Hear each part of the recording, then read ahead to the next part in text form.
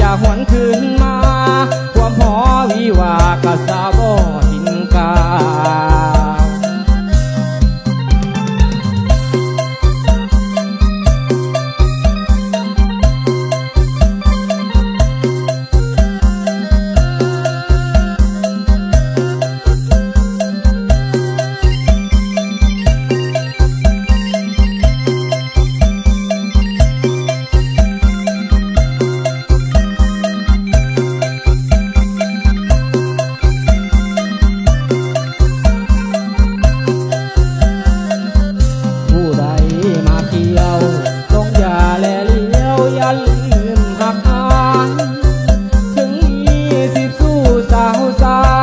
เข้ามามั่นหมายอย่าลืมอ้ายเด้อนาง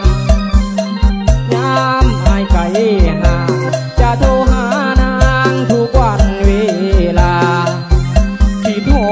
อดเจ้าเด็กการลา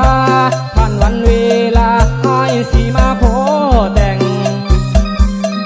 อ้ายไปครั้งนี้เฮ็ดหน้าที่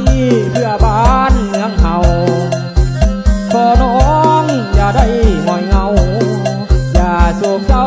ไปเลยคนดีหากจริงเพียงน้อง